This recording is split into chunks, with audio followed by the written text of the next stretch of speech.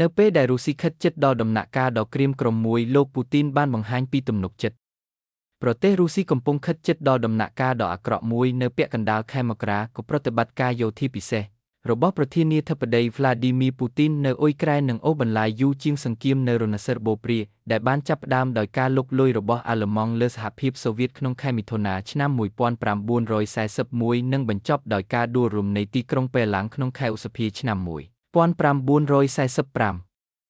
លោកពូទីនមានការងឿងឆ្ងល់យ៉ាងខ្លាំងចំពោះសង្គ្រាមលោកលើកទី2ហើយការគោរពជាផ្លូវការនៃជ័យជំនះរបស់សូវៀតលើពួកណាស៊ីអាល្លឺម៉ង់គឺជាផ្នែកមួយនៃភាពស្អិតរមួតនៃមនោគមវិជ្ជាដែលកាន់កាប់រដ្ឋរុស្ស៊ីរួមគ្នារុស្ស៊ីរបស់លោកពូទីនថែមទាំងបានឃើញការស្ដារនីតិសម្បទាឡើងវិញរបស់Joseph Stalin ដែលជាមេដឹកនាំផ្ដាច់ការកុម្មុយនីសដែលបានធ្វើជាអធិបតីក្នុងការបោសសម្អាតយ៉ាងឃោរឃៅក្នុងទសវត្សរ៍ឆ្នាំ1930មុនពេលដឹកនាំប្រទេសរបស់គាត់នៅក្នុងអ្វីដែលគេស្គាល់នៅក្នុងប្រទេសរុស្ស៊ីថាជាសង្គ្រាមស្នេហាជាតិដ៏អស្ចារ្យ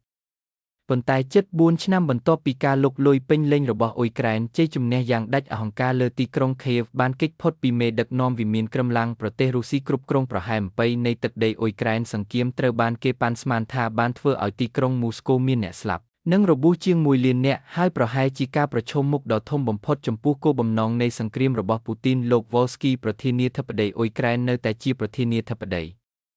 ប៉ុន្តែខណៈដែលឆ្នាំឈានចូលដល់ទីបញ្ចប់លោកពូទីនកំពុងព្យាករណ៍ថាពេលវេលាគឺនៅខាងលោកហើយការឈ្នះគឺជៀសមិនរួចមុនពេលកិច្ចប្រជុំកំពូលជាមួយនាយករដ្ឋមន្ត្រីឥណ្ឌា Narendra Modi ក្នុងខែធ្នូលោក Putin បានផ្ដល់បទសម្ភាសន៍ជាមួយ India Today ដែលជាកន្លែងដែលលោកបាននិយាយថារុស្ស៊ីនឹងរំដោះ Donbass និង Novorossiya ក្នុងករណីណាក៏ដោយ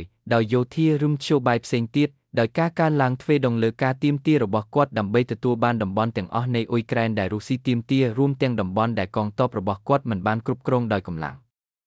ហើយគំនិតបង្ហូរឈាមនោះហាក់ដូចជាយុទ្ធសាស្ត្រចរចាលោកពូទីនដឹងច្បាស់ថាប្រធានាធិបតីអាមេរិកលោក Donald Trump ប្តេជ្ញាឈានដល់កិច្ចព្រមព្រៀងលើអ៊ុយក្រែនហើយមេដឹកនាំរុស្ស៊ីបានធ្វើអ្វីគ្រប់យ៉ាងនៅក្នុងអំណាចរបស់គាត់ដើម្បីទាញយកផលប្រយោជន៍អត្ថបរមាពីការចង់បញ្ចប់ជម្លោះរបស់ទីក្រុង Washington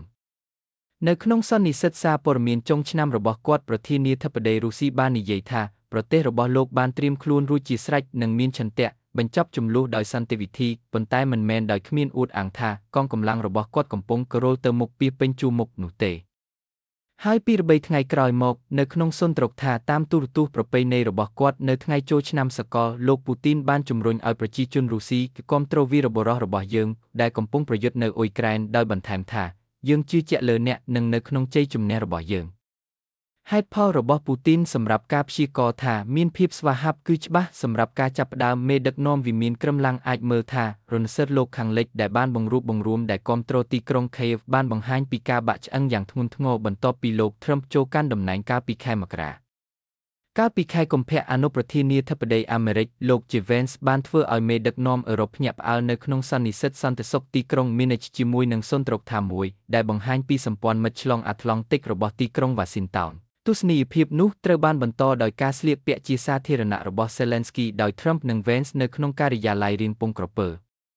ប៉ុន្មានខែក្រោយមករដ្ឋប្រហារទំនាក់ទំនងសាធារណៈមួយផ្សេងទៀតសម្រាប់វិមានក្រឹមឡាំងបានធ្វើឡើងជាមួយនឹងកិច្ចប្រជុំកំពូលនៅទីក្រុង Anchorage រដ្ឋ Alaska រវាងលោកពូទីននិងលោក Trump ខណៈពេលដែលកិច្ចប្រជុំកំពូលបានធ្លាក់ចុះយ៉ាងខ្លីក្នុងការធ្វើឲ្យទំនាក់ទំនងរវាងសហរដ្ឋអាមេរិកនិងរុស្ស៊ីមានភាពរអាក់រអួលវាលើសពីឱកាសរូបថតសម្រាប់លោកពូទីនប្រធានាធិបតីរុស្ស៊ីអាចលេងបានច្រើនពេលនៅក្នុងសង្គ្រាមមិនឈប់ឈររបស់គាត់ប្រឆាំងនឹងអ៊ុយក្រែនប៉ុន្តែការស្ទាក់ស្ទើរជាក់ស្ដែងរបស់លោកពូទីនក្នុងការចូលរួមកាន់តែធ្ងន់ធ្ងរនៅក្នុងកិច្ចខិតខំប្រឹងប្រែងសន្តិភាពបន្ទាប់ពី Anchorage បានសាកល្បងភាពអត់ធ្មត់របស់ Trump នៅទីបំផុតការអញ្ជើញឲ្យចូលរួមកិច្ចប្រជុំកំពូលទ្វេភាគីរវាងសហរដ្ឋអាមេរិកនិងរុស្ស៊ីលើកទី2នៅទីក្រុង Budapest បានឆ្លងកាត់ហើយរដ្ឋបាល Trump បានដាក់ទណ្ឌកម្មលើក្រុមហ៊ុនប្រេងធំបំផុតពីររបស់រុស្ស៊ីប្រធានាធិបតីអាមេរិកដែលតែងមានពាក្យសរសើរចំពោះលោកពូទីនបានសម្ដែងការខកចិត្តចំពោះសម្ភាគីរុស្ស៊ីទោះបីជាយ៉ាងណាក៏ដោយទឹកក៏គ្រប់គ្រាន់ហាក់ដូចជាត្រូវបានបំបែករវាងទីក្រុង Washington និងទីក្រុង Moscow ដើម្បីអនុញ្ញាតឲ្យកិច្ចខិតខំប្រឹងប្រែងការទូតរបស់សហរដ្ឋអាមេរិកមិនធម្មតាដែលដឹកនាំដោយអតីតសហការីផ្នែកជំនួញរបស់លោក Trump និងលោក Steve Witkoff និងកូនប្រសាររបស់គាត់ Jared Kushner ឈានទៅមុខ